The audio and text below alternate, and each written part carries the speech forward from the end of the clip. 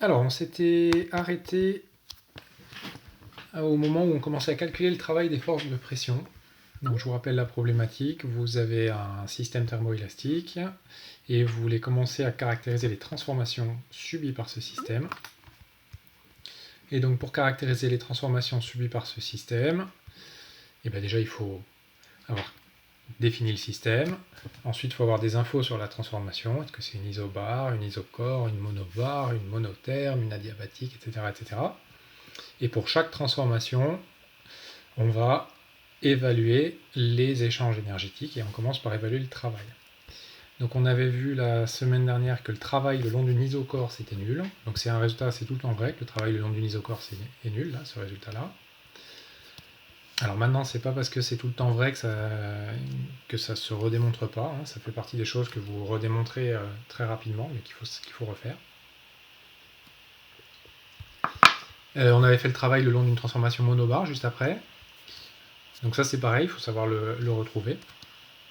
Et on s'était arrêté à la transformation mécaniquement réversible. La transformation mécaniquement réversible, c'est une transformation pour laquelle la pression extérieure est égale à la pression du système tout au long de la transformation. Donc c'est la transformation, pour la comprendre, c'est celle où vous poussez de plus en plus fort avec votre main. Vous comprimez par exemple du gaz dans un petit volume et vous comprimez en poussant de plus en plus fort.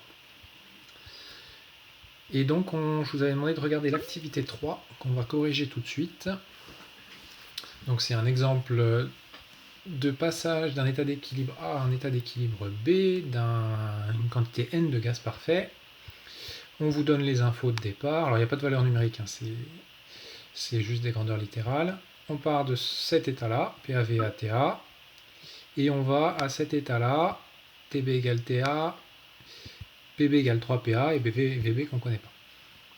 Soit on y va par le chemin 2 en suivant une isotherme, soit on y va par le chemin 1 en suivant d'abord une isocore puis une isobar. On vous demande de représenter les transformations en coordonnées de Clapeyron, de faire la variation d'énergie interne, de trouver l'état final et de calculer les travaux.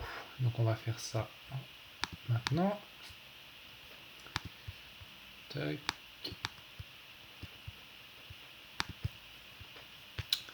Alors on commence par représenter ce qui se passe en coordonnées de Clapeyron. Donc coordonnées de Clapeyron, alors en termes de vocabulaire, pourquoi c'est écrit par tac. Les coordonnées de Clapeyron, c'est je mets la pression en ordonnée et en abscisse, soit le volume massique, soit le volume. Donc les vraies coordonnées de Clapeyron, c'est le volume massique. Mais quand on vous dit en coordonnées de Clapeyron, vous pouvez faire avec le volume normal. L'info que vous avez, c'est le chemin 2, c'est une isotherme. Et le système, c'est un gaz parfait. Donc je vous rappelle l'équation d'état des gaz parfaits. Comme ça. Et donc si vous êtes le long d'une isotherme, je trace une portion d'hyperbole comme ça. Donc ça, c'est une isotherme à la température T égale TA. Le point de départ et le point d'arrivée, l'info que vous avez, c'est qu'à l'arrivée, la pression est plus grande qu'au départ. Donc le point de départ, il va être là. Et le point d'arrivée, il va être là. C'est le point C. Non, il s'appelle C ou B. Attendez, je ne me rappelle plus. S'il s'appelle C ou B, c'est B. Là, c'est le point B.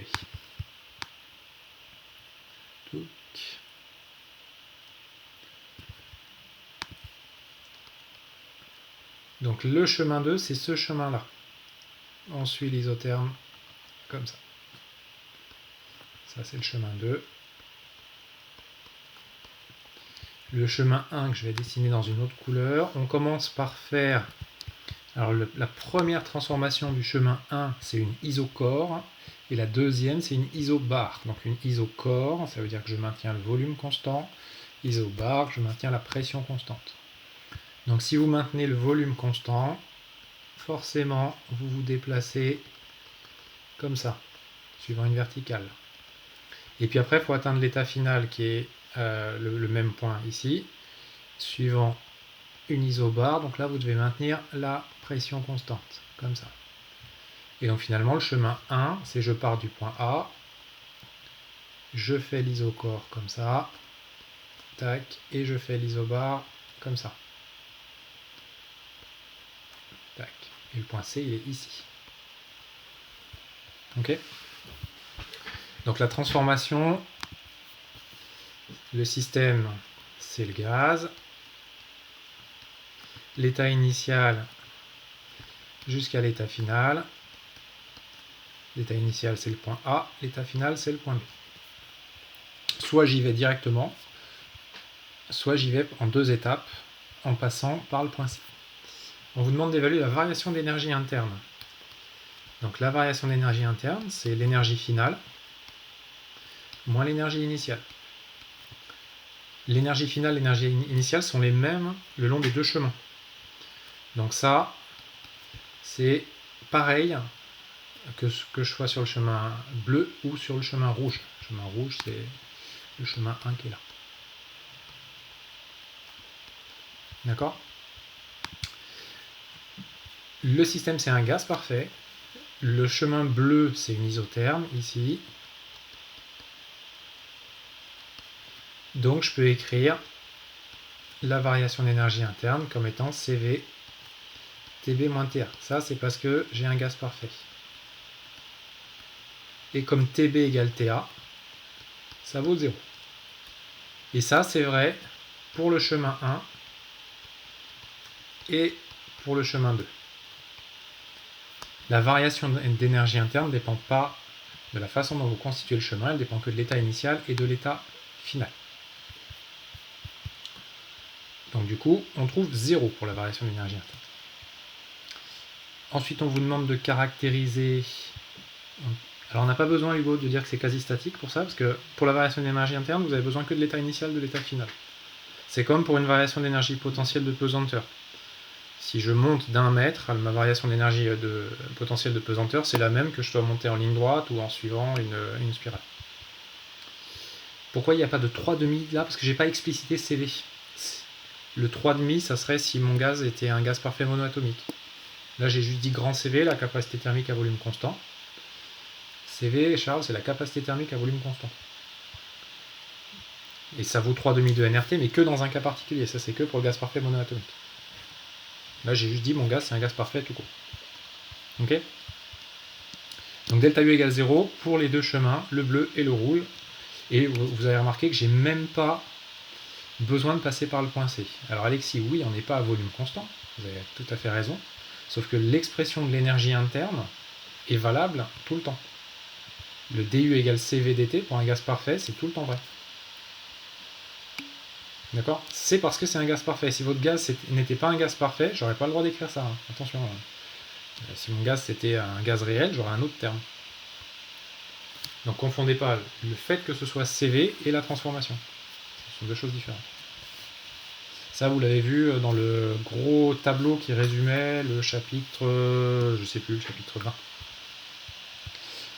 Alors du coup, une fois qu'on a fait ça, on vous demande d'exprimer TBVB, ça c'est facile.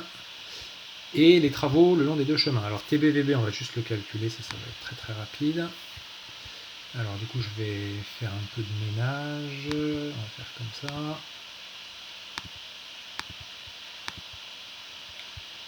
Si je fais comme ça, ça marche. Ah non, attendez, c'est pas le bon. Hop. Tac. Tac. Donc TB, il vaut TA. Il n'y a pas de piège.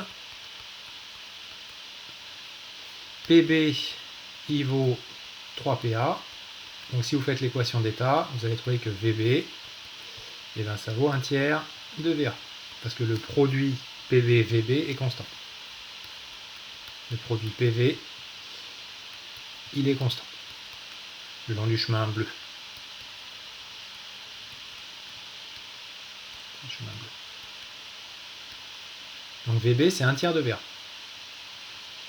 Donc ici, je suis à VA. Le point C, ses coordonnées, c'est VA, PB.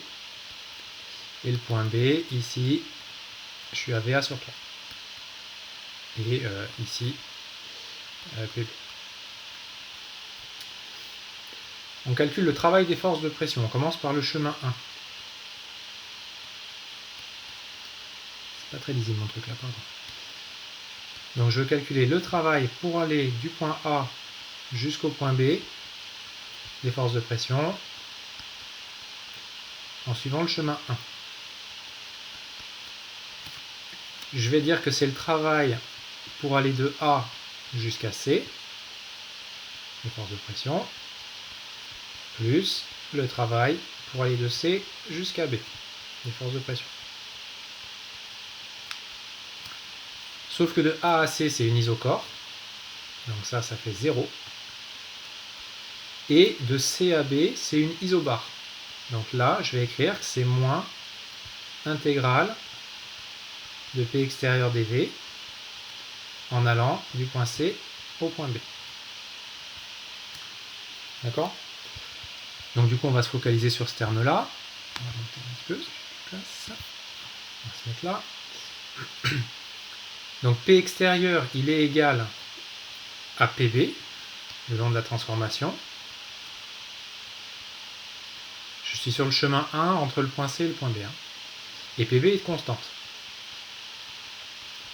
Du coup, quand je calcule le travail de C à B, ça fait moins PB fois l'intégrale de C à B de PV. Et là, je vais faire un peu de mélange. D'accord? Donc ça fait, on va écrire en petit, moins PB, facteur de VB moins VC. Je vais le réécrire juste après. Allez, on va faire un gros ménage comme ça. Bon.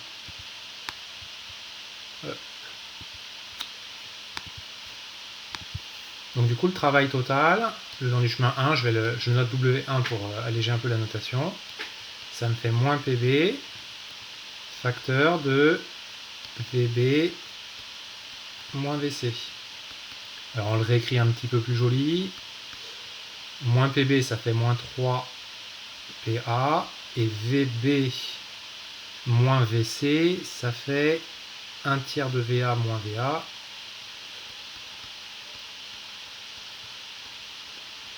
Donc ça fait moins 2 tiers de VA. Et il va donc nous rester 2 PA VA. Ça, c'est le travail le long du chemin 1. W1 égale 2 PAVA. Que je peux réécrire aussi avec PV égale NRT, donc ça fait aussi 2 NRT.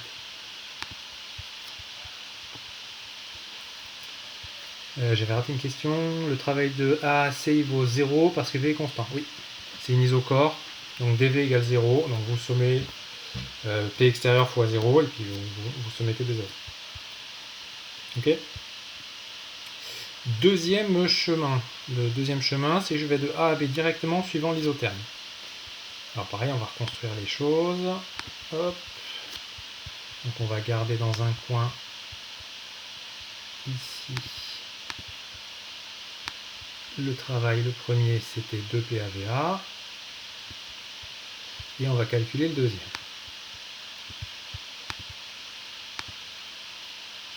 Donc le long du chemin 1, on a dit 2 PAVA. Qui fait 2 NRTA. Le long du chemin 2, il faut que je calcule moins somme, je vais de A jusqu'à B, de P extérieur dV. Là, j'ai juste écrit la formule de départ. Une fois que j'ai fait ça, je dis que la transformation est quasi statique, donc elle est mécaniquement réversible. Et donc je peux remplacer P extérieur par la pression du système. Donc ça me fait moins somme de A à B de PdV. J'utilise l'équation d'état, c'est un gaz parfait. Ça me fait moins somme de A à B de NRT sur V dV. J'utilise le fait que c'est une isotherme, donc T est constante. Du coup, je peux sortir de l'intégrale NRT, donc ça me fait moins NRT, somme de A à B dV sur V. Et là, je peux calculer. Donc ça me fait moins NRT, Vous connaissez l'intégrale de 1 sur V, c'est le logarithme newtonien, donc ça fait ln de VB sur VA. Et VB sur VA, ça fait 1 tiers. Donc du coup, si vous regroupez, il vous reste du ln de 3 fois nRT. On va l'écrire là-haut.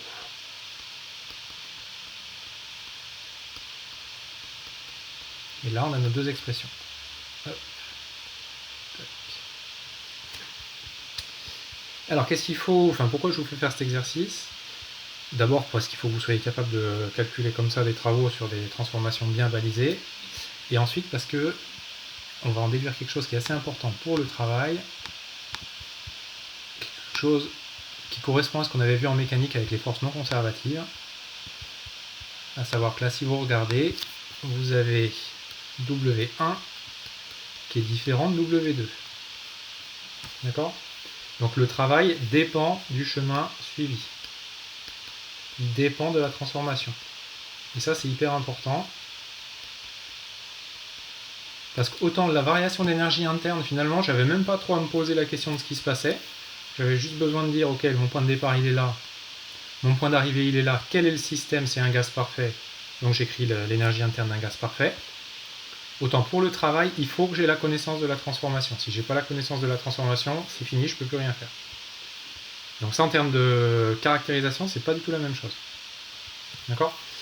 Alors, delta U sur le chemin, c'est delta U sur le chemin 2. Ça, c'est parce que U est une fonction d'état.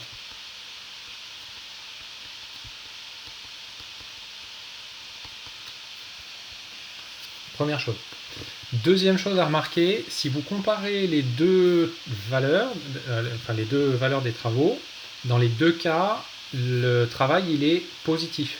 Alors ça c'est cohérent parce que dans les deux cas, vous avez fait une compression de votre gaz. Alors c'est pas le même chemin, mais la transformation du point A au point B, elle s'accompagne d'une réduction du volume, donc c'est une compression. Et si vous faites une compression, si vous comprimez le gaz, bah c'est vous à l'extérieur qui appuyez de plus en plus fort. D'accord? Donc si c'est vous qui appuyez, le gaz, il va recevoir un travail. Et troisième chose, en termes de valeur, ln de 3, c'est plus petit que 2. Donc le travail reçu par le gaz le long du chemin 1 est supérieur au travail reçu par le gaz le long du chemin 2. Là, on a W1 qui est supérieur à W2. Et ça, on va le réinterpréter en retravaillant un peu sur le diagramme de Clapeyron. Le diagramme de Clapeyron va nous permettre d'avoir une information sur est-ce que le système il reçoit beaucoup ou pas beaucoup de travail. Ce qu'on va faire tout de suite en revenant au poli de cours. Timothée, c'est quoi U? U, c'est l'énergie interne.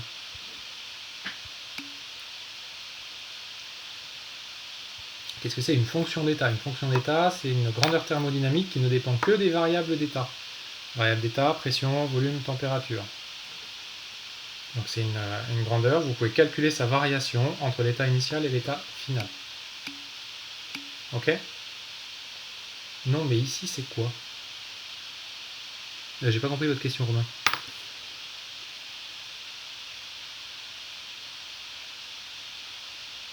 Ici c'est quoi? Ici c'est U la fonction d'état, c'est l'énergie interne.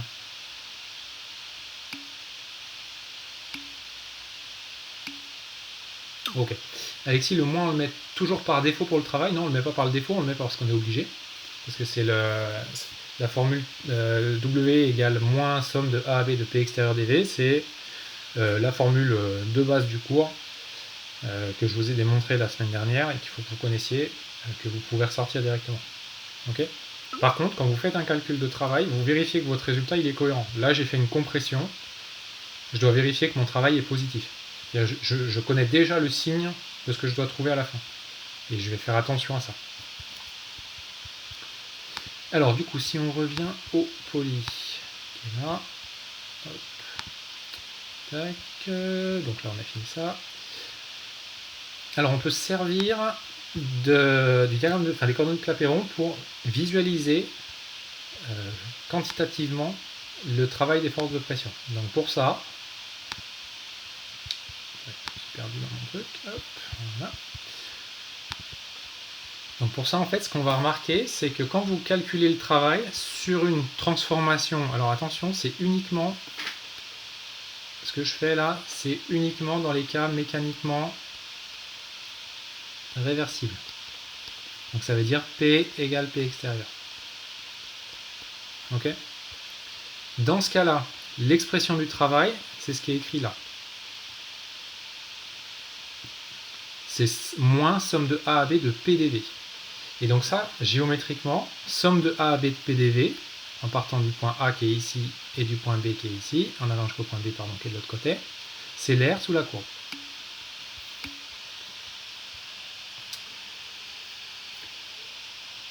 Et tiens, non, mécaniquement réversible, c'est pas pareil que réversible. Mécaniquement réversible, c'est succession d'états d'équilibre mécanique tout au long de la transformation.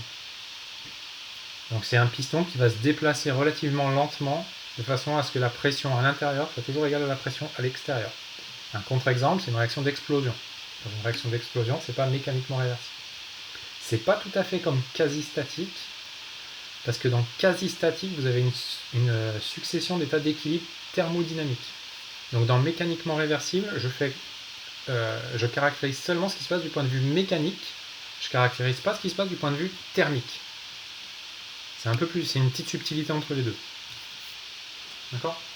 Vous pouvez avoir une transformation mécaniquement réversible qui n'est pas forcément quasi-statique du point de vue thermique. Mais c'est là vous rentrez dans les petits détails. Donc si j'en reviens à ce que je racontais, vous avez appris en maths que l'intégrale d'une fonction c'était l'air sous la courbe. Bah là quand je fais somme de A à B de PDV, je suis en train de calculer l'air sous la courbe.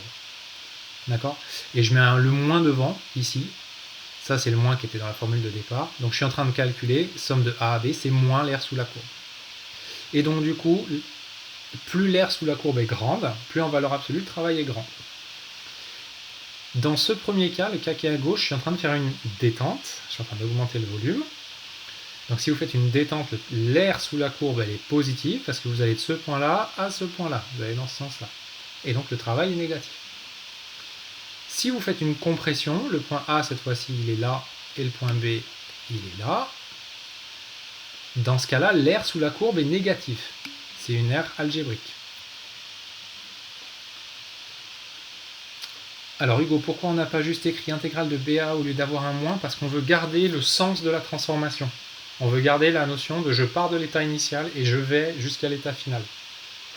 Et la borne du bas c'est l'état initial, la borne du haut c'est l'état final. Ok ? C'est pour vraiment que vous... Parce qu'en fait, quand vous allez calculer un travail, vous allez vous promener le long de la transformation. Et vous le faites de l'état initial à l'état final. C'est une petite convention. Donc, premier cas à gauche, l'air est positive, le travail est négatif. Deuxième cas au milieu, l'air est négative, le travail est positif. Avoir une aire négative, c'est pas un problème. C'est comme quand vous calculez une intégrale. Au lieu de calculer l'intégrale de 0 à x de f de x dx, vous calculez l'intégrale de x à 0. Bah, ça va juste vous changer le signe. Hein. D'accord ? Troisième cas, qui est une classe de transformation qui va être assez importante, parce que c'est la classe des transformations à la base de tout ce qui se passe dans les moteurs. C'est le cas d'une transformation cyclique. Alors qu'est-ce que c'est une transformation cyclique ? C'est une transformation où je pars d'un état initial quelque part, le système il subit tout un tas de transformations, et qui le ramène à son état de départ. Si vous représentez ça en diagramme de Clapeyron, ça vous fait un cycle. Et ça fait un cycle entre un point ici au volume V1 et un point ici au volume V2. Le volume V1 c'est le volume minimum et le volume V2 c'est le volume maximum. Donc sur l'exemple qui est ici, vous avez deux parties. Supposez que l'état initial soit ici. Je vais commencer par aller de cet état-là à cet état-là en allant dans ce sens-là. Donc dans ce cas-là, le gaz il est en train de subir une détente. Donc si le gaz il subit une détente, je suis dans le cas qui est le cas ici, c'est ce cas-là. Et du coup, le gaz il va céder à l'extérieur ce travail-là. Et puis après, une fois que vous arrivez tout au bout, bah vous revenez au point de départ, mais vous n'y revenez pas par le même chemin, vous y revenez par le chemin du haut, ici. Là, le gaz il subit une compression, donc il reçoit du travail. Qu'est-ce qu'il reçoit comme travail ? Il reçoit ce que je suis en train d'assurer là, l'air sous la courbe. Si vous faites le bilan en net, c'est je cède du travail sur la partie verte, j'en reçois sur la partie violet. Quand je suis revenu au point de départ, j'ai plus reçu que ce que j'avais cédé. Non, il n'y a aucune perte d'énergie, effectivement. Mais l'énergie, vous notez que j'en ai pas encore parlé explicitement, ça va venir juste après. Donc là, j'ai reçu plus de travail que j'en ai cédé. Donc du coup, en net, sur le cycle, le système qui vous intéresse, il a reçu du travail. Ok ? Si, au lieu de prendre ce cycle-là, je pars exactement de la même situation, comme ça, avec PV ici, mais qu'au lieu de le parcourir dans le sens qui était proposé ici, je le parcours dans l'autre sens, ce qui va se passer, c'est que vous allez avoir un travail négatif, et ce travail, il vaut l'aire algébrique sous la courbe. Non Enzo, effectivement, là, la compression et la détente ne sont pas les transformations inverses. C'est-à-dire mécaniquement, vous revenez au même endroit, mais vous n'y revenez pas par le même chemin. Donc, par exemple, si vous reprenez l'exercice qu'on a fait juste avant, vous pouvez imaginer une situation où vous faites une compression isotherme, et puis après une détente isobar et isocore. Ok ? Et les cycles, on pourrait les faire à l'infini ou pas. Alors ça, c'est une autre question. Ça va nécessiter de voir comment est-ce qu'on fait pour maintenir le cycle. Et là, on aura besoin sans doute d'un apport de chaleur. On verra ça un peu plus tard quand on commencera à faire les machines thermiques. Ok ? Donc ça, c'est juste pour vous montrer que, en fait, le diagramme de Clapeyron, il vous donne une information graphique. Plus l'air, alors il vous donne plein d'informations. Premièrement, plus l'air sous la courbe est grande, plus la valeur absolue du travail est grande. Deuxièmement, le sens de la transformation vous permet de savoir si c'est positif ou négatif. Et troisièmement, dans le cas d'un cycle, vous pouvez savoir si le cycle il est ce qu'on appelle moteur ou récepteur. Là, le cycle de droite, ici, c'est un cycle moteur. Pourquoi ? Parce que vous êtes parti d'un état donné, votre fluide il a parcouru un cycle thermodynamique, il est revenu au même état, et la conséquence de ça, c'est que vous avez cédé du travail à l'extérieur. Donc c'est que ce travail a été capté par l'extérieur. Vous avez fabriqué un moteur. C'est le point de départ des moteurs industriels. Donc ça, c'est la visualisation graphique du travail des forces de pression. Alors, petite remarque qui est ici, on se focalise beaucoup sur le travail des forces de pression parce que l'essentiel des systèmes qu'on étudie en thermo au programme de première et de deuxième année sont les systèmes dits thermoélastiques, donc les liquides, les gaz, etc. Ce ne sont pas les seuls travaux qui existent. Donc, je vous donne un exemple. Il y a un exemple qu'on a déjà vu en électricité, c'est le travail électrique. Donc vous prenez un dipôle avec deux bornes, comme ça, en électricité, un point A, un point B, parcouru par un courant I avec une tension UAB à ces, ça c'est un A, avec une tension UAB à ces bornes, ici. Il reçoit une puissance UAB fois IAB. Ça correspond donc à un travail UAB fois IAB fois dt. D'accord ? C'est un travail. Pourquoi ? Parce que c'est lié à un mouvement ordonné d'électrons. Le courant, c'est un mouvement ordonné d'électrons. Donc il y a une notion d'ordre. Et s'il y a une notion d'ordre, en termes de transfert thermique, c'est un transfert de type travail. Ce qu'il faut bien comprendre aussi, c'est qu'on l'a déjà vu la semaine dernière, mais je le redonne une fois encore. Suivant la façon dont vous définissez votre système, vous n'allez pas caractériser les échanges de la même façon. Exemple, vous prenez un résistor en élec et vous voulez caractériser l'effet Joule. D'accord ? Si votre système c'est le résistor plus l'air, ce système-là, il reçoit un travail, qui est un travail électrique lié au fait qu'il y a un courant. Si votre système c'est l'air tout seul, il lui arrive quoi ? Il reçoit un transfert thermique qui est lié au fait que le résistor s'échauffe, donc il cède de la chaleur à l'air. Et donc le type de transfert dépend de la façon dont vous avez défini le système. D'où l'importance de définir le système au départ. Et donc du coup maintenant on va creuser un petit peu le transfert thermique. Enzo, si on a une droite verticale sur le diagramme de Clapeyron, on a quoi comme travail ? Eh bien il n'y a pas d'air sous la courbe, donc une droite verticale c'est une isocore. D'accord ? Donc comme l'air est nul, l'air sous la courbe, R est nul, le travail est nul. Ok? Enzo, c'est bon ou pas? Ok. Alexis, il se passait quoi à R plus R? Alors, le système R plus résistor, il reçoit un travail électrique. Il y a des électrons qui le traversent en allant tout le temps dans la même direction, c'est orienté, il reçoit un travail électrique. Le système R tout seul, sans le résistor, il reçoit un transfert thermique. Parce qu'il est en contact avec le résistor au niveau des parois de ce résistor, au niveau de l'interface résistor-R. Donc c'est pas le même type de transfert. D'accord? Alors du coup, vous au programme, il faut que vous soyez bien capable de caractériser, de calculer le travail des forces de pression dans toutes les situations que vous allez rencontrer. Par contre, le transfert thermique, on va s'y prendre un petit peu différemment. Oui, Inès, il peut y avoir les deux en même temps. Il va y avoir les deux en même temps. Par exemple, si vous prenez comme système le résistor tout seul, lui, il reçoit un travail électrique et il cède un transfert thermique. Donc pour le résistor seul, il va avoir W différent de 0 et il va avoir Q différent de 0. D'accord? Par contre, ce qui est vraiment super important en thermo, c'est encore plus important qu'en méca, c'est la définition du système. Parce que si vous ne définissez pas votre système, bah, du coup, vous ne pouvez pas caractériser sa transformation. Vous ne pouvez pas transformer un truc que vous n'avez pas défini. Et en l'occurrence, là, vous pouvez vraiment dire n'importe quoi et faire vraiment n'importe quoi. Alors, caractérisation du transfert thermique. Le programme de SUP, il est assez court. À savoir, en fait, je ne vais pas vous donner de formule de calcul du transfert thermique. Vous en verrez quelques-unes en deuxième année. En première année, on se contente juste de se poser la question est-ce qu'il y en a, est-ce qu'il n'y en a pas, et d'essayer d'identifier quel type de transfert thermique ça peut être. Alors il y a 4 modes de transfert thermique. 3 que vous avez déjà entendu, conduction, convection, rayonnement, ça c'est un truc que vous avez déjà entendu au lycée, enfin, j'espère.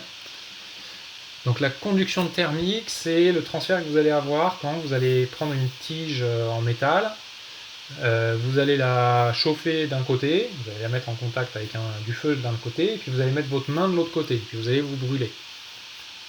Donc ça c'est un transfert thermique par conduction, c'est un transfert qui se fait de proche en proche avec support matériel. Ça c'est la conduction. Ça s'appelle aussi la diffusion.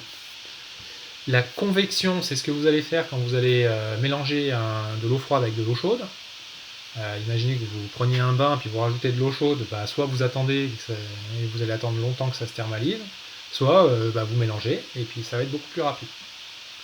Donc là, c'est un transfert qui est lié à un mouvement global du fluide et vous allez transporter de l'énergie du fait de ce mouvement.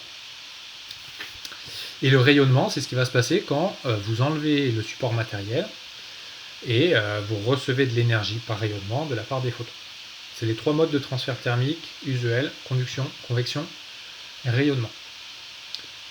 Suivant les situations, ils vont être soit tous présents, soit que certains, ça va dépendre des cas. Par exemple, dans les fluides, très souvent, ce qui va dominer, c'est la convection.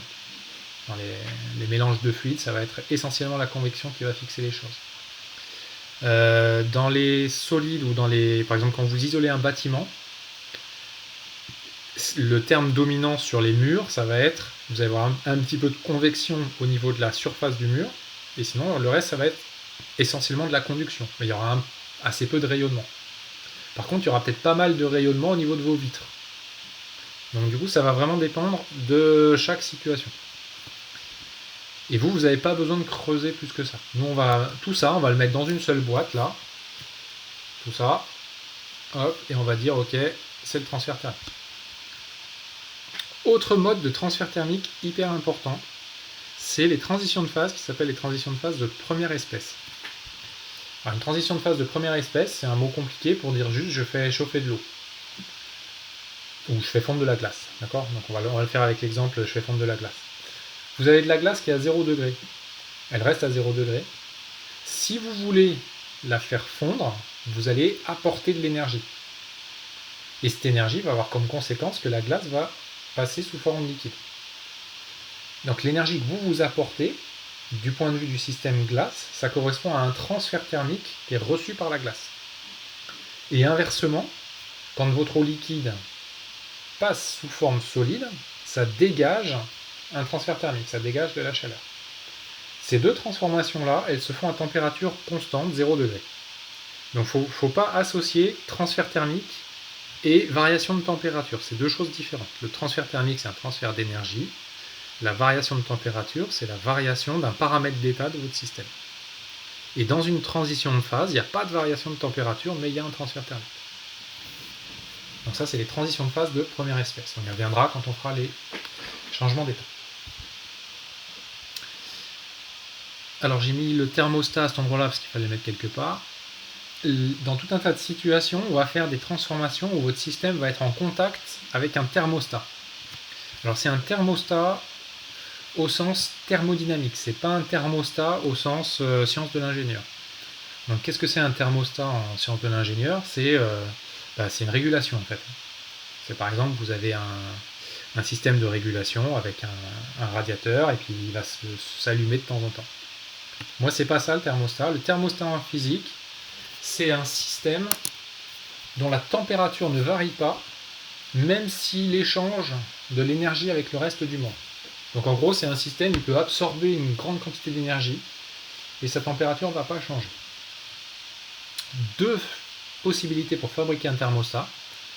Première possibilité, vous prenez un système très très grand en contact avec un système tout petit.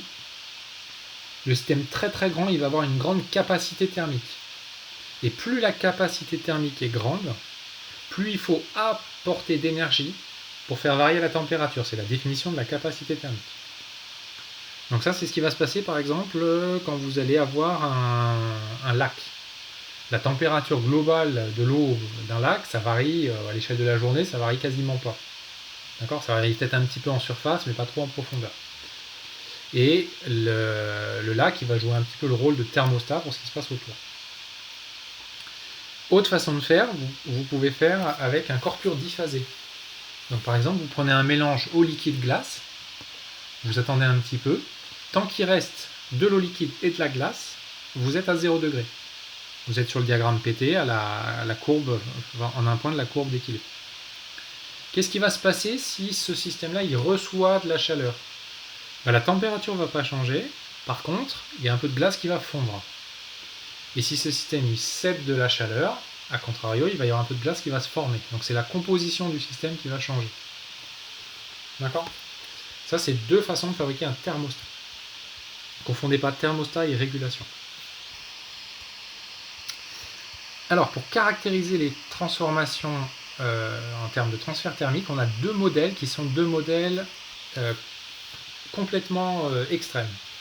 C'est le modèle de l'adiabatique et le modèle de l'isotherme. Alors, rappel de définition, une adiabatique, c'est pas d'échange thermique, et une isotherme, c'est température constante tout au long de la transformation. Donc, aucun échange thermique, ça n'a rien à voir avec je maintiens la température constante.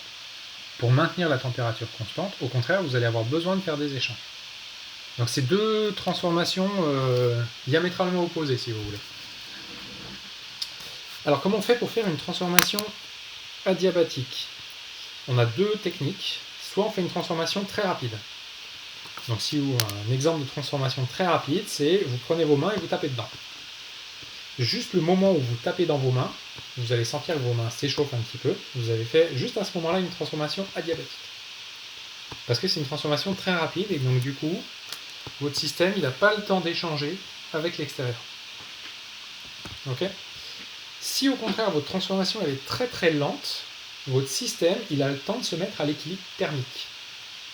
Et donc si vous êtes en contact avec un thermostat et vous faites une transformation très lente, là vous allez réaliser une transformation isotherme. Donc une transformation lente ça peut être isotherme, une transformation rapide ça va être plutôt adiabatique. Ça c'est un critère de vitesse de la transformation.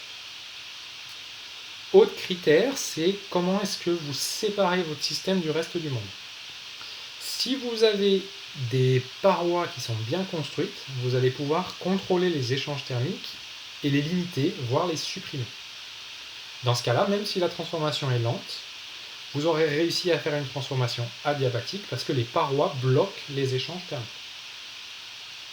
Si vos parois, au contraire, elles sont relativement fines, bah dans ce cas-là, vous aurez plutôt pas mal d'échanges avec l'extérieur et vous réaliserez plutôt une isotherme. Donc ça, c'est l'exemple. Prenez un café, soit vous le mettez dans une bouteille thermos, soit vous le mettez dans un gobelet en plastique. D'accord ? Vous allez voir tout de suite que l'évolution de la température du café, c'est pas du tout la même. La caractérisation de la transformation, c'est essentiel parce que ça va nous permettre d'obtenir des informations sur l'état final. Léo, on ne peut jamais être entièrement adiabatique parfaitement. A priori, non, parce qu'il y a toujours un peu de rayonnement. Mais on va essayer de tendre vers des transformations modèles dans lesquelles peut-être qu'il y aura un petit peu de perte thermique. Et on va essayer de les rendre les plus faibles possibles. Mais une transformation absolument parfaitement adiabatique, c'est pas possible. Ne serait-ce que parce que n'importe quel système se comporte in fine comme un corps noir, donc il émet un rayonnement. D'accord ? Alexis, isotherme, c'est la température. Oui, la température du système ne change pas. Alors, Txt peut changer, oui et non, parce que si vous faites une isotherme dans laquelle vous autorisez des échanges, il faut qu'à la fin il y ait équilibre thermique entre le système et l'extérieur. Donc il faut que Tx soit égal à T du système à la fin. Ok ? Alors, de l'importance de caractériser une transformation. Vous avez deux situations où on fait une compression. Donc, vous voyez, c'est ici, là, on pousse sur un piston. Soit on le fait très lentement, très tranquillement, en contact avec un thermostat, c'est le cas de gauche. Soit on le fait, et cette fois-ci, les parois, elles sont calorifugées. Alors, pour anticiper sur quand vous allez faire des schémas en thermo, si vous devez représenter des parois calorifugées, vous faites comme ça. Alors c'est soit des traits épais, là, comme c'est marqué, soit des traits hachurés, comme ça. Là, si je hachure, comme ça, je suis en train de dire que ces parois-là sont calorifugées. Alors, première situation, caractériser la transformation. Est-ce qu'on peut établir l'état final ? Même chose pour la deuxième. Alors ça, pour le coup, c'est une activité que j'ai déjà tapée. On va la regarder ensemble. Donc la première transformation, c'est une compression adiabatique... je vais y arriver. C'est une compression isotherme, pardon. Petit point de vocabulaire, on dit que les parois, elles sont diathermes, elles laissent passer la chaleur. D'accord ? Donc c'est une isotherme, je précise mécaniquement réversible. J'aurais même pas besoin de le faire, parce que comme c'est déjà isotherme, c'est forcément lent. Donc c'est une compression isotherme mécaniquement réversible. Comment je fais pour trouver l'état final ? L'état final, je vais le trouver en écrivant l'équilibre mécanique du système. Ça commence ici. Donc l'équilibre mécanique, aucun problème, ça me donne la pression finale. Donc si j'applique la force FF, ici la pression finale c'est FF sur S. Ça c'est l'équilibre mécanique. Comment on sait tout ce qu'il faut dire pour caractériser une transformation ? Il faut 3 infos sur la transformation. Une info sur le caractère mécanique, une info sur le caractère thermique et une info sur le caractère cinétique. Enfin cinétique sur la vitesse de la transformation. Donc compression, c'est une info sur le caractère mécanique, je suis en train de comprimer. Thermique, c'est isotherme. Et est-ce que c'est rapide, lent, c'est mécaniquement réversible. D'accord ? Ça, c'était le début du chapitre sur les caractérisations des transformations. Hugo, c'est bon ? Ok. Donc dans le cas de gauche, je peux trouver la pression finale. Aucun problème. Je peux trouver la température finale. Pour trouver la température finale, je dis juste, je suis en contact avec un thermostat. Donc la température finale est égale à la température intérieure. Alors il y a deux questions. En quoi réversible, ça veut dire rapide, lent ? Alors c'est mécaniquement réversible. Le mécaniquement réversible, ça vous dit succession d'états d'équilibre mécanique. Donc c'est forcément lent. C'est-à-dire vous comprimez le piston, vous attendez. Vous comprimez le piston, vous attendez. Vous comprimez, vous attendez. Vous comprimez, vous attendez. Ok ? Et vous continuez comme ça très progressivement. Et Léo, vous êtes répondu tout seul ? Oui, c'est bon. Ok. Donc température finale égale température du thermostat, ça c'est l'équilibre thermique. C'est la deuxième caractérisation de l'équilibre. Je vous rappelle, équilibre mécanique, équilibre thermique, équilibre osmotique. Donc du coup, une fois que vous avez trouvé PF et TF, juste en caractérisant la transformation, si je vous demande l'état final, c'est je cherche VF. Comme j'ai déjà 2 variables d'état, je peux trouver la troisième en utilisant l'équation d'état. Donc si c'est un gaz, parfait, je vais dire PV égale nRT. Et je vais pouvoir trouver le volume final. Donc dans cette partie-là, j'ai la seule connaissance de la transformation me permet de déterminer intégralement l'état final. Même chose, situation de droite, cette fois-ci les parois sont calorifugées. Donc cette fois-ci c'est une compression adiabatique. Alors lente ou rapide, ça j'en sais rien, qui est juste compression adiabatique, ça suffit. Alors on va quand même le dire lentement, parce que c'était à peu près la même transformation. D'accord ? Je vais garder le fait que c'est mécaniquement réversible parce que c'est lent. Donc on va dire compression adiabatique mécaniquement réversible. Qu'est-ce que je peux déterminer à la fin ? Ben, finalement la force que j'applique à la fin, ici, c'est la même que celle-là. Donc la force extérieure étant la même, la pression finale ici, c'est la pression finale ici, c'est la même que celle-là. Donc l'équilibre mécanique, c'est le même. Par contre, je ne peux rien dire sur la température. Parce que là, comme les parois sont calorifugées, j'ai plus la relation TF égale T0. Donc je ne sais pas quelle est la température. Et si je ne sais pas quelle est la température, je ne saurais pas quel est le volume. Donc là, juste en listant les informations sur votre transformation, vous n'êtes pas capable de déterminer cette grandeur-là. Quel est le volume final. Ici, vous n'avez pas compris TF égale T0. Dans le cas de gauche, donc dans le cas de gauche, c'est l'équilibre thermique entre le système et l'extérieur.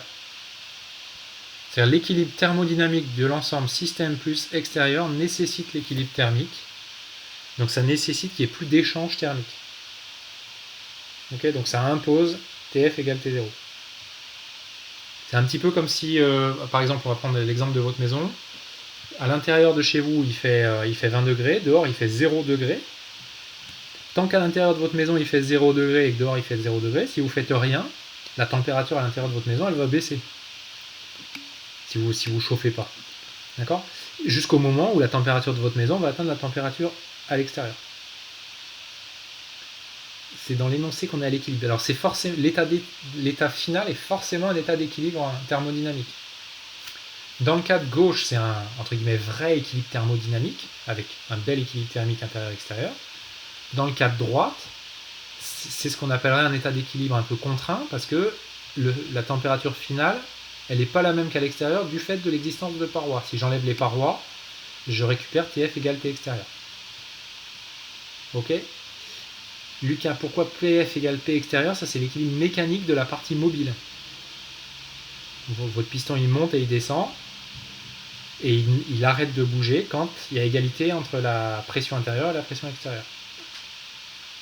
Et Mathieu, entre une adiabatique ou une isotherme, la pression finale est non. Alors oui, la pression finale est la même. Parce qu'en fait, la pression finale ne dépend pas du type de transformation. Elle dépend juste de la force que vous appliquez. Pour connaître la pression finale, je n'ai pas besoin de faire de la thermodynamique. J'ai besoin de faire que de la dynamique. Je n'ai pas besoin de la partie thermo. Ok ? En fait, on ne peut pas trouver le volume et la température car la pression dépend. Ouais, c'est ça. Là, on ne peut pas avoir la température. Là, on a perdu cette info-là. Tac. Et donc, si je perds cette info sur la température, bah, je ne peux pas retrouver le volume. Tout à l'heure, on avait trouvé le volume à partir de et la température et la pression. D'accord ? Question, comment est-ce qu'on va faire pour retrouver cette info-là ? Et bien là, on a besoin de quelque chose d'autre. On a besoin en l'occurrence, on a besoin du premier principe de la thermo. On va voir juste après. Alors après, il y a un petit complément. Donc le petit complément, c'est un petit peu... Alors c'est une micro-ouverture. C'est pas des formules à connaître. Il y a des situations où on va quand même pouvoir caractériser les transferts thermiques de façon assez explicite. Alors il y a deux cas relativement importants. Le premier cas, c'est ce qu'on va appeler les pertes thermiques dans toutes les situations, par exemple intérieur d'une maison, extérieur d'une maison, avec entre les deux une paroi. Donc dans ce cas-là, les pertes thermiques, on constate qu'elles sont d'autant plus importantes qu'il y a un écart de température important. Ça c'est assez simple à comprendre. Toujours l'exemple intérieur de votre maison à 0, intérieur à 20, extérieur à 0 degré. Vous allez devoir chauffer plus si la température extérieure passe à moins 10 degrés. Le jour où vous payerez une facture de gaz, vous vous rendrez compte que la facture elle est plus élevée si vous voulez maintenir l'intérieur à 20 degrés quand dehors il fait plus froid. Ça vient de ce terme-là. Le terme qui est devant, il vient de la façon dont est construite votre maison. Est-ce que vous avez un double vitrage ? Est-ce que vous avez de la laine de verre, etc. etc. D'accord ? Ça, c'est la part. Donc ça va nous servir dans toutes les modélisations thermiques des bâtiments, par exemple. Parce qu'il y a un cas relativement important, on fera des exos en TD sur cet exemple-là. Deuxième exemple que vous avez déjà rencontré, c'est l'effet Joule. Donc l'effet Joule, pourquoi est-ce qu'on dit que c'est un transfert thermique ?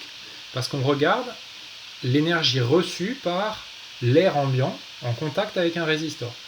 Donc le résistor, il reçoit le travail électrique RI carré fois dt, et il cède ce travail sous forme de chaleur à l'air ambiant. L'air ambiant reçoit donc le transfert thermique élémentaire RI carré fois dt. Voilà, ça c'est deux situations où vous pouvez être capable d'expliciter le transfert thermique. Alors autant l'effet Joule, ça je vous le donnerai pas parce que c'est au programme de 5e. Autant cette formule-là, elle n'est pas à apprendre. Cette formule-là, quand vous ferez des exercices dans lesquels il y a des pertes thermiques, on vous modélisera les pertes thermiques en première année. En deuxième année, vous y reviendrez un petit peu plus en détail. Troisième situation, ça j'y reviendrai un petit peu plus tard, c'est l'exemple des frottements. Ça je laisse de côté, j'y reviendrai un peu après. Alors ça y est, là maintenant on a toutes nos briques de base. Et donc maintenant on va les mettre ensemble. Donc les mettre ensemble, c'est poser le premier principe. Et là vous avez déjà vu ça en terminale. Vous avez vu quoi en terminale ? L'effet Joule ? Ou le premier principe ?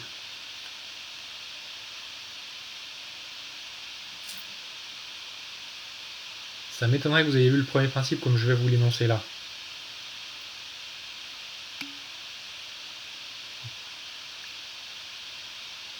Ah, il a bugué, il a mis... Ah, oui, d'accord, ouais, si, ouais. Ça c'est possible, vous avez déjà vu un petit peu.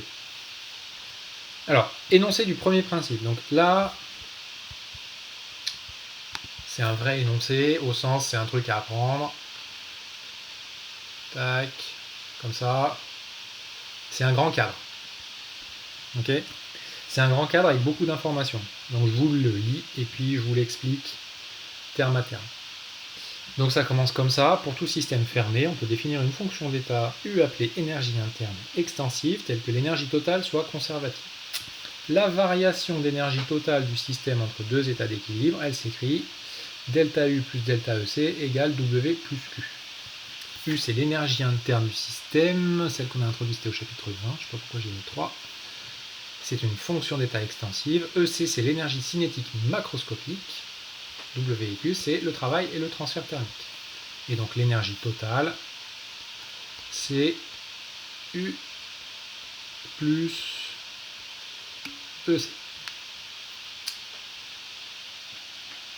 Pourquoi on note pas EC étoile ? Alors pourquoi on note pas EC étoile ? Parce que EC étoile est contenu dans U. D'accord ? Ça c'est pour répondre à Hugo. Pourquoi il n'y a pas de terme potentiel ? Alors, il y a un terme, on peut le mettre avec un terme potentiel. Donc ça dépend des formulations. Donc vous allez peut-être voir d'autres formulations du premier principe un peu différentes. Moi, j'utilise cette formulation-là parce que dans cette formulation-là, ça vous permet de bien lister tous les travaux un par un. Mais vous avez raison, on peut aussi, au lieu d'écrire avec l'énergie cinétique ici, on peut l'écrire avec l'énergie mécanique. C'est ce que j'ai fait juste en dessous.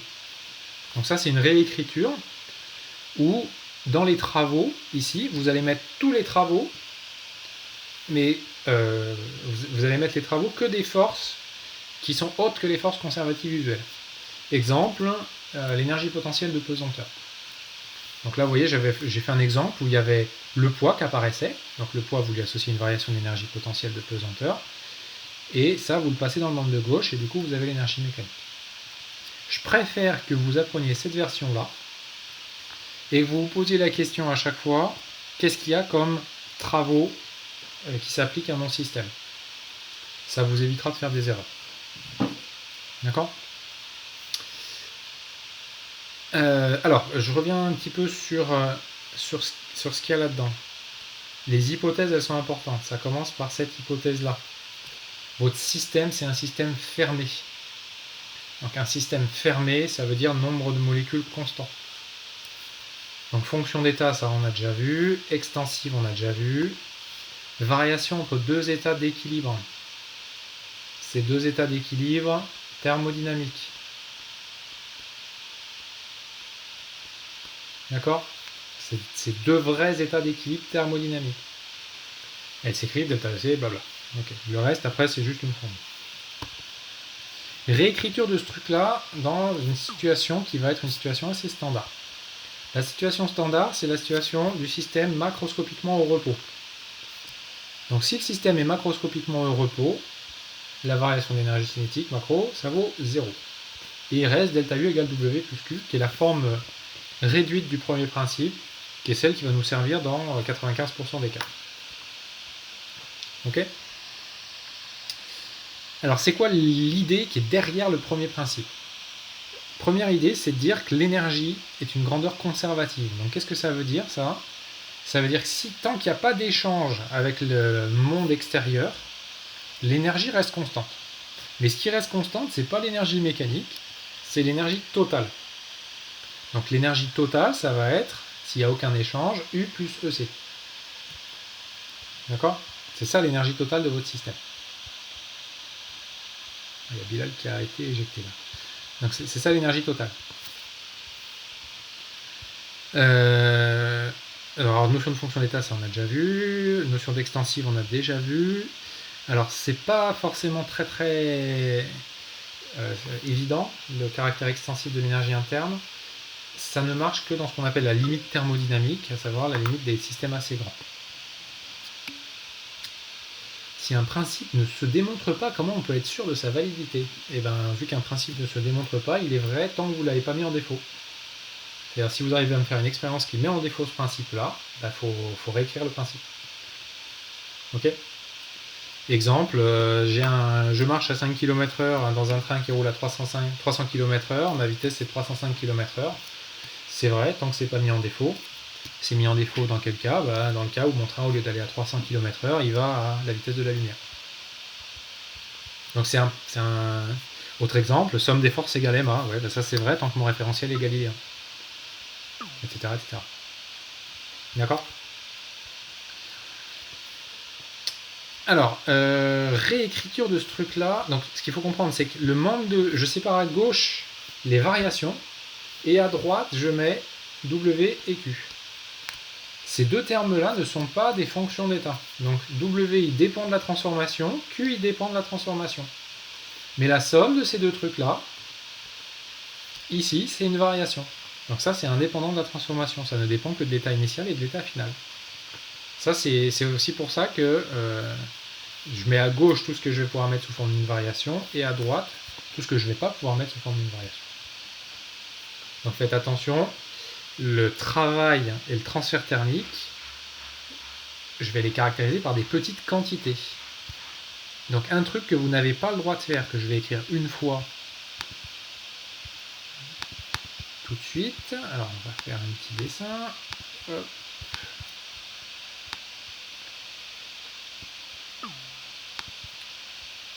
Si vous m'écrivez ça,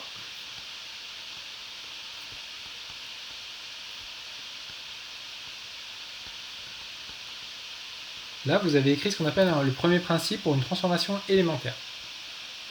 Vous avez le droit. Vous avez le droit d'écrire ça. Ça, c'est le premier principe pour une transformation macroscopique, d'un état A jusqu'à un état B. Par contre, si vous m'écrivez ça, ou alors si vous m'écrivez ça, ou alors si vous m'écrivez ça, là, je prends un crayon rouge, et je prends un crayon rouge, et je fais comme ça. Ça, vous n'avez pas le droit. Pourquoi ? Parce que la notation petit delta, c'est une petite quantité. L'énergie interne, vous ne calculez pas des quantités, vous calculez des variations. Et par contre, le travail et le transfert thermique, là, pour le coup, vous allez calculer des petites quantités et pas des variations. Et là, la notation, elle est vraiment importante. C'est-à-dire, si vous mélangez la notation, vous allez raconter n'importe quoi. Et pour bien comprendre l'idée qui est derrière, c'est la même idée que ce qu'on avait vu en mécanique, mais je la reformule, je l'avais formulée il y a quelques temps. Vous, qu'est-ce que vous êtes en train de produire ? Vous êtes en train de produire ça, des petites quantités de travail et des petites quantités de chaleur. Alors, la petite quantité de chaleur, ça peut être tout ce que vous perdez quand votre cerveau se met à fumer. Les conséquences de ça, c'est quoi? C'est des petites variations. D'accord? Vous pouvez avoir la même variation d'énergie en ayant produit beaucoup de travail si vous avez eu beaucoup de perte de chaleur. D'accord? Ou alors, vous pouvez avoir la même variation d'énergie en utilisant le moins de travail possible parce qu'il n'y avait pas beaucoup d'échange de chaleur. Le résultat sera le même. La façon dont vous y êtes arrivé n'est pas la même. La variation d'énergie interne ne dépend pas de la transformation. Alors, je remets juste mon poly et je réponds à la question qui vient de s'afficher. Tac, tac. La question. Alors, mais si on veut comparer deux transformations par rapport au travail, on peut quand même pas écrire delta W. Alors, si vous voulez comparer deux transformations, vous allez écrire, comme j'ai écrit tout à l'heure, grand W1, grand W2, par exemple. D'accord? Et là, vous allez, par exemple, dans l'exercice qu'on a fait tout à l'heure, on avait grand W1 qui était différent de grand W2, mais l'état initial et l'état final étaient les mêmes. Alors, au repos, ça veut dire macroscopiquement au repos, c'est-à-dire le centre de masse de votre système est immobile et il n'y a pas de rotation interne. Par exemple, ce n'est pas un solide en rotation autour d'un axe fixe, pour lequel il y aura une énergie cinétique de rotation, ou c'est pas quelque chose qui est en train d'avoir un mouvement de translation. Par contre, ça ne veut pas dire qu'il n'y a aucun terme cinétique, mais les termes cinétiques, c'est des termes typiquement d'agitation thermique, donc ils sont contenus dans l'énergie interne. Et je distingue tout ce qui est d'origine interne de tout ce qui est, entre guillemets, visible de l'extérieur. Hugo, on n'a pas le droit d'écrire une variation de travail. Non, si vous m'écrivez une variation de travail, vous écrivez une aberration. Vous ne produisez pas des variations de travail, vous produisez des quantités de travail. D'accord? Et des quantités de travail que vous produisez résulte une variation d'énergie. Le vocabulaire que j'utilise, il se transpose très bien dans le monde du travail, c'est pareil. Les salariés, les ouvriers qui construisent des voitures, ils produisent une certaine quantité de travail et il en résulte une variation du nombre de voitures. D'accord? Et ce qui va intéresser le patron, c'est pas la quantité de travail, c'est la variation du nombre de voitures. C'est pareil, c'est exactement la même idée. Alors, du coup, je vais vous montrer comment ça se met en place sur un premier exemple. Alors, je vais me remettre là. Tac. Qui n'est pas le 5, qui est le 6. Donc, je vous présente l'activité 6 et la 5, vous aurez à me la chercher pour demain. Et on s'arrêtera après, si je ne dis pas de bêtises. Donc, c'est un exercice qui est purement fictif. Hein, c'est juste pour que vous voyez un petit peu la philosophie de l'utilisation du premier principe. En fait, vous allez vous rendre compte qu'il y a beaucoup de choses qu'on a déjà faites. Alors, c'est un système dans lequel vous avez une mole de gaz parfait qui est contenue ici dans une enceinte. Donc, la mole de gaz parfait, elle est là-dedans. Là, il y a un piston mobile. Et ce piston, je le maintiens au début à une position donnée. Donc, le piston, il a une masse petit m. Et je le maintiens en tirant dessus avec une corde. La corde, elle est reliée par deux petites poulies à une masse qui est exactement la masse du piston. Donc, au départ, la tension du fil compense le poids du piston, ce qui fait que si j'écris l'équilibre mécanique au départ, je vais avoir une pression à l'intérieur qui est égale à la pression à l'extérieur. Et à l'instant au début de l'expérience, je vais couper le fil avec un ciseau. Donc si je coupe le fil avec un ciseau, je vais annuler ce terme-là. Et qu'est-ce qui va se passer? Le piston, il va s'enfoncer. D'accord? Alors paroi diathermane, alors dans un exercice de thermo, il faut aller chercher les informations. Il faut bien lire les informations parce que si vous ratez une info, vous allez vous tromper sur la transformation. Air ambiant thermostaté à la température T0. Ok. Paroi mobile du piston. On coupe le fil, c'est ce que je viens de raconter.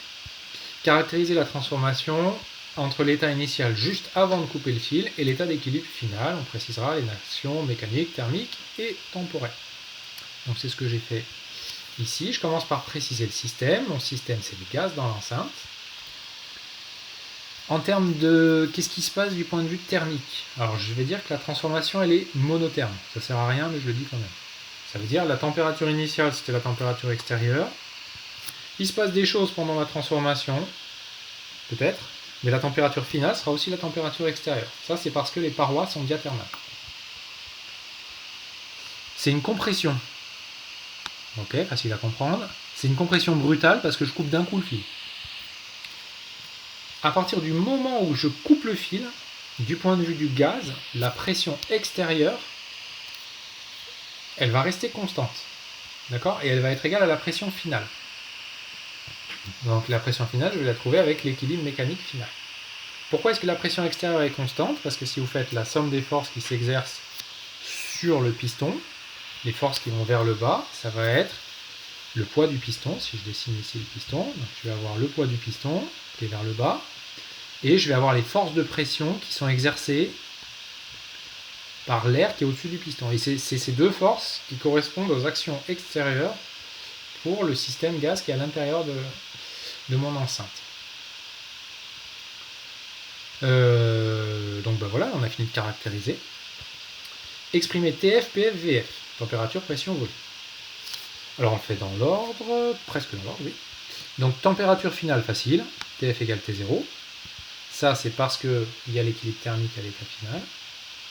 Pression finale, alors là je l'ai écrit directement, mais ça je vous le redémontrer comme on a fait au tout début de la thermo, quand j'ai défini l'équilibre mécanique. Donc vous écrivez l'équilibre mécanique du piston à l'état final, la pression finale en bas, la pression P0 au-dessus, et vous n'oubliez pas qu'il y avait le piston qui avait une certaine masse, donc ça contribue à ce terme-là. Donc j'ai trouvé TF, j'ai trouvé PF, on me demande de trouver VF, je fais comment? J'utilise l'équation d'état. L'équation d'état ici.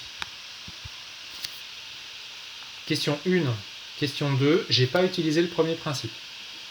J'en ai pas eu besoin. D'accord? Tant que j'en ai pas besoin, je l'écris pas.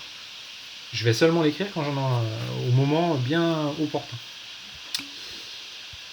Question 3, exprimer le travail des forces de pression. Bon bah ça. Alors pendant la chute du piston, T du système varie. Peut-être. Peut-être, mais comme la transformation elle est brutale, bah peut-être même que je ne vais pas être capable de définir la température. Donc en fait là c'est une question qui est une question trop complexe à laquelle je ne peux pas répondre comme ça.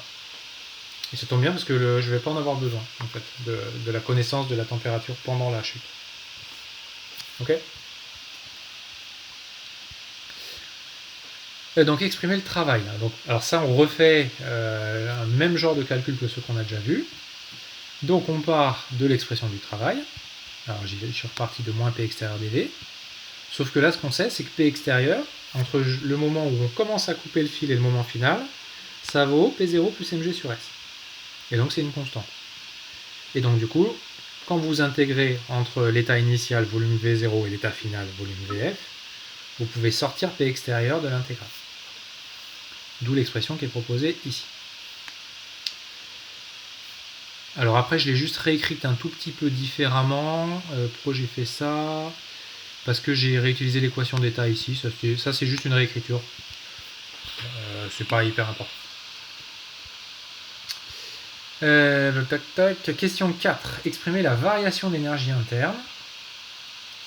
Charles, pourquoi on ne dit pas isotherme dans la question 1? Parce que comme la transformation elle est brutale, elle n'a pas de raison d'être isotherme. Isotherme, ça suppose l'équilibre thermique à tout instant. Et là, je ne suis pas capable de le dire s'il y aura équilibre thermique à tout instant. Ok? Alors, elle est peut-être adiabatique. Ça, c'est une bonne remarque. Alors, la transformation, en fait, elle va être sans doute adiabatique au début. C'est-à-dire, au début, votre piston, il va tomber. C'est rapide. Donc, vous aurez sans doute une phase adiabatique. Mais moi, l'état final, c'est pas juste la fin de cette phase-là. L'état final, c'est le moment où le système, où les échanges thermiques avec l'extérieur ont eu lieu et donc où j'ai retrouvé une température qui est égale à la température extérieure. Alors si elle était purement adiabatique, je pourrais plus écrire que la température finale c'était extérieure. D'accord? Donc si vous commencez à décomposer la transformation, il y aura peut-être une phase adiabatique suivie d'une autre phase un peu différente. dans laquelle il y aura des échanges thermiques. Mais les échanges thermiques qui vont prendre un peu plus de temps. Là, vous êtes en train d'essayer de décomposer la transformation du point de vue du transfert thermique. Et en fait, ce qu'on fait, c'est qu'on cette décomposition, on la fait jamais pour le transfert thermique, on la fait uniquement pour le travail des forces de pression. Je ne vois pas comment la pression extérieure peut varier. En fait, ce qu'il faut comprendre, c'est que juste avant de couper le fil, du point de vue du gaz, attends, je vais faire un petit schéma. Hop, on va remettre ça.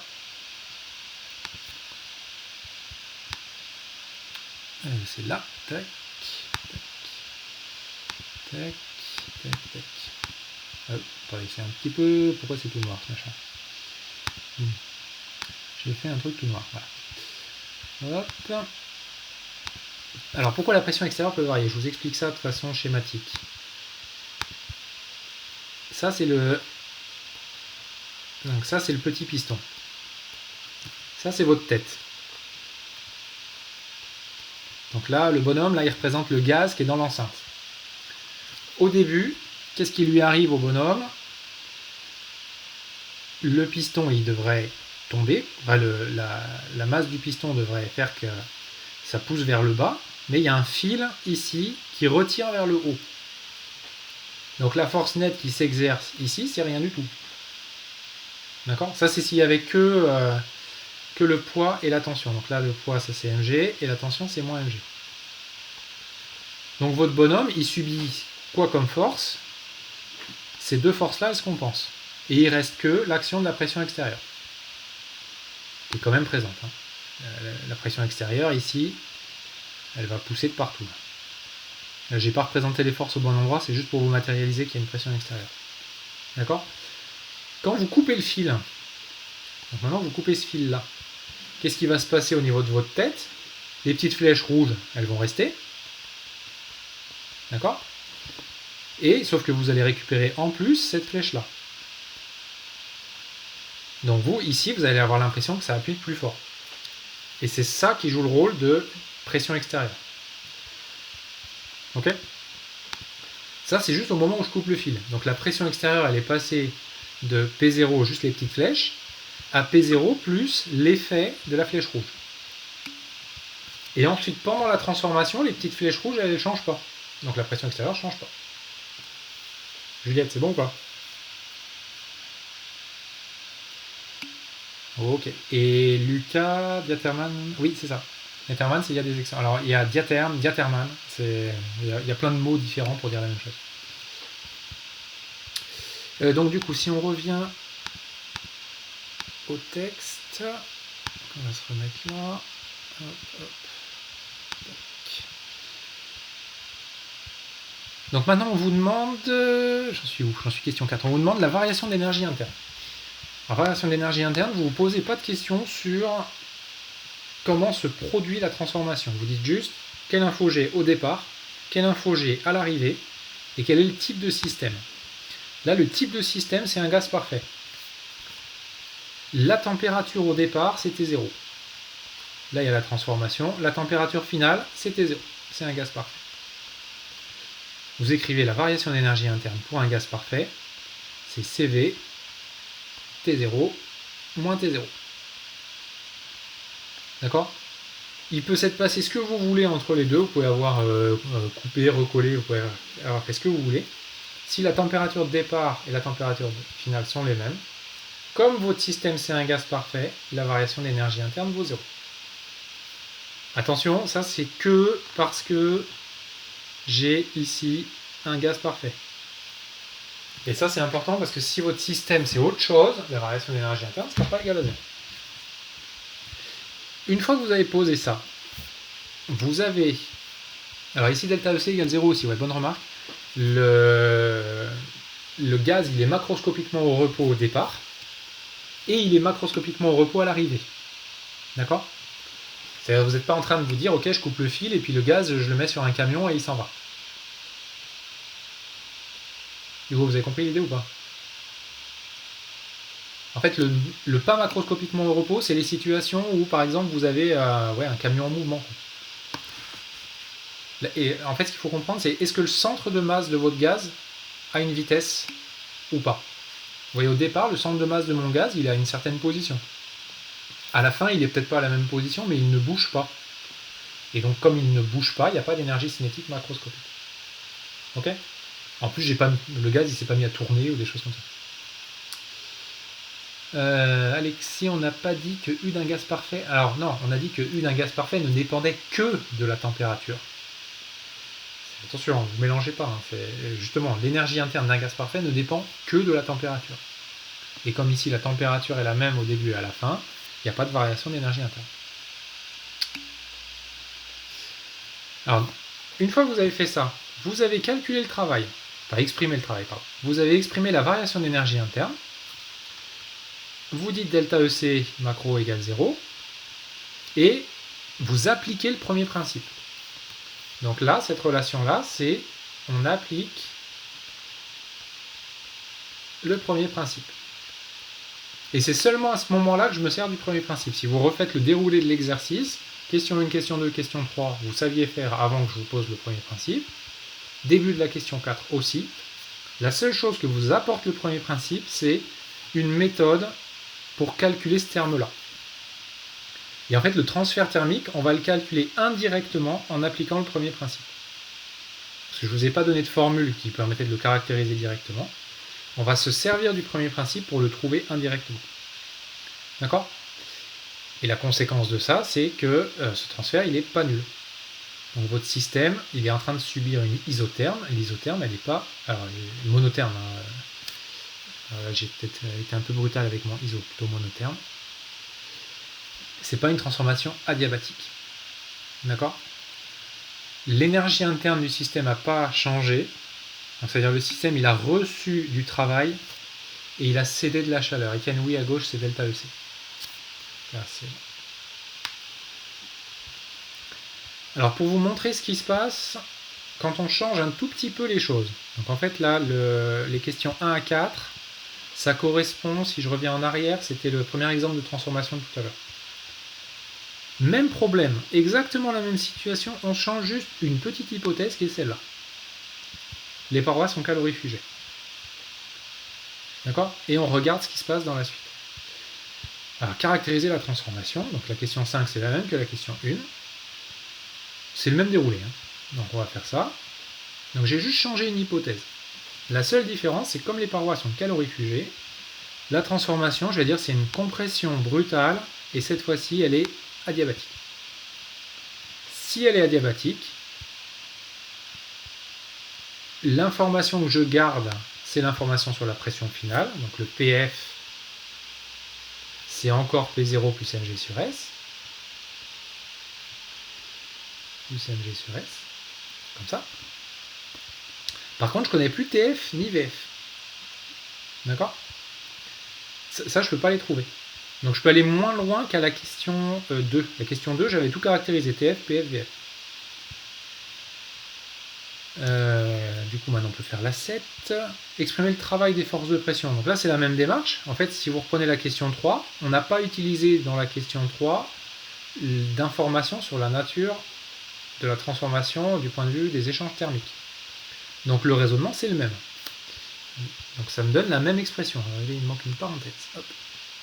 Alors attention, c'est moins P extérieur VF moins V0. Mais ça, c'est plus le... Enfin, ce volume-là, c'est plus le même. C'est plus le même VF qu'avant. Je ne le connais pas encore. Exprimer la variation d'énergie interne au cours du gaz, en déduire la température finale, etc. Donc, comment je vais faire pour exprimer la variation d'énergie interne ? Alors, je peux le faire de deux façons. Soit je peux le faire en écrivant ça. D'accord ? Soit je peux le faire en appliquant le premier principe. Donc, à la question 8, j'ai appliqué le premier principe. À la question 9, j'ai utilisé la définition de l'énergie interne. Alors Lucas, s'il n'y a pas d'échange... Et non, justement, là vous confondez isotherme et adiabatique. Là, votre remarque, en fait, c'est le piège, le gros piège de ce chapitre, c'est la différence entre isotherme et adiabatique. Isotherme, température reste constante. Adiabatique, transfert thermique nul. D'accord ? Faites bien attention à ça, c'est pas la même chose. Donc là, ma transformation, elle est adiabatique. Q égale 0. Si j'écris le premier principe entre l'état initial et l'état final, ça me donne delta U égale W, W étant celui-là. D'accord? Donc là, je connaissais le transfert thermique et j'en déduis une relation qui lie U à W. Et ça va me permettre de fermer le système, parce que j'ai quoi comme inconnu? J'ai VF qui est inconnu et j'ai TF qui est inconnu. Ça, c'est mes deux inconnus. Et ça tombe bien parce que je vais avoir deux relations. Première relation, j'ai encore un problème de parenthèse, pardon. Cette relation-là. Qu'est-ce que c'est que cette relation-là? C'est le premier principe explicité complètement. À droite, j'ai exprimé le travail. Et à gauche, j'ai exprimé la variation d'énergie interne que je peux exprimer parce que je sais que mon système, c'est un gaz parfait. Donc là, je reprends la formule variation d'énergie interne du gaz parfait. Deuxième relation dont vous avez besoin, c'est l'équation d'état. Dans un problème de thermo, vous avez toujours besoin de l'équation d'état à un moment ou à un autre. Si vous ne vous en servez pas, c'est qu'il y a un truc qui ne va pas. Donc l'équation d'état, elle va me permettre de relier TF-VF à ce qui se passait au début de la transformation, à l'état initial. Donc là, typiquement, ce que j'ai fait, c'est que j'ai écrit NR de deux façons. Soit PF-VF sur TF, soit P0-V0 sur T0. Et là, vous récupérez quoi? Vous y récupérez un système de deux équations à deux inconnues. Ça, c'est l'équation 2. Ça, c'est l'équation 1. Et après, la suite, c'est juste une résolution de système, deux équations, deux inconnues. Alors, j'ai fait la résolution ici. Ça, c'est juste du calcul. D'accord? Qu'est-ce qui se passe pour cette transfo-là? Si vous allez au bout du calcul, vous trouvez que la température finale est supérieure à la température initiale. Donc, votre système, il a fait quoi? Il a reçu un travail. Et ce travail, il a servi à quoi? Il a servi à augmenter l'agitation interne, donc à augmenter la température. Alors que dans l'expression d'avant, le système, il recevait un travail, et ce travail, il servait à quoi? Il servait à dégager de la chaleur. D'accord? Là, dans cet exemple-là, on dit qu'on a stocké de l'énergie. On a stocké de l'énergie, on a augmenté l'énergie interne. Vous pouvez le voir, encore une fois, je fais pas mal d'analogies avec le monde de la banque parce que ça marche bien. Là, vous pouvez le voir comme une situation où vous recevez de l'argent et vous la laissez sur votre compte. Le solde de votre compte augmente. Le solde de votre compte, c'est l'énergie interne. Donc l'adiabatique, c'est le bonhomme, dès qu'il reçoit de l'argent, il la garde. C'est l'avare de Molière. D'accord? La transformation d'avant, au contraire, c'est le bonhomme, dès qu'il reçoit de l'argent, il le dépense d'entrée. Le stock d'argent qu'il a ne change pas. Tout ce qu'il reçoit, il le redépense. Donc tout le transfert thermique, tout le travail qu'il reçoit, il le cède sous forme de transfert thermique derrière. Ça, c'était la première partie. Quel que soit le stock, c'est-à-dire le bonhomme, il peut avoir une énergie interne immense, peu importe. Ce qui est important, c'est juste les échanges. Voilà, donc ça vous montre un exemple de mise en situation du premier principe. Et du coup, je m'arrête là pour aujourd'hui et je vous demande pour demain de regarder ça. Ça, c'est pour demain. C'est un autre exemple qui, sur le papier, n'a pas l'air très compliqué et qui va vous montrer qu'il faut bien poser le problème. Donc comme ça va vous permettre de digérer tout ça. Vous digérez le premier principe tranquillement et puis vous essayez de me l'appliquer à cette situation-là. Et demain matin, on commencera par ça. Alexis, on ne connaît pas VF et TF parce que... Si, alors attention, on est à l'équilibre thermodynamique à l'état final. D'accord? Sauf que l'équilibre thermodynamique vous permet juste d'appliquer l'équation d'état. Il me permet de dire PFVF égale NRTF, parce que c'est un gaz parfait. Donc il me donne une relation entre P, V et T. Mais si je veux trouver et P, et V et T, il faut que j'ai deux infos. Et là j'en ai qu'une, qui est je connais la pression. Il me manque une deuxième info. Ok?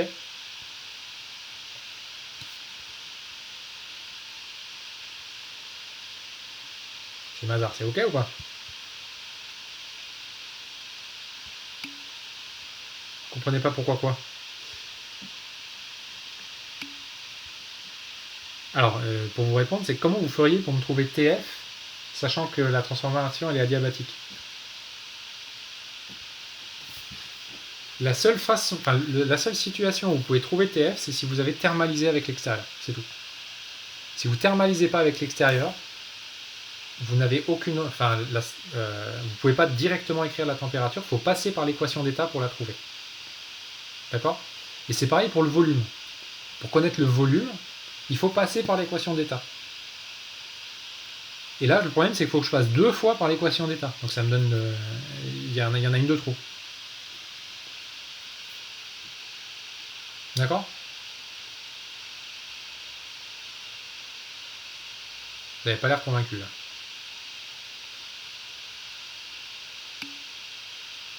Non, alors c'est ça le piège.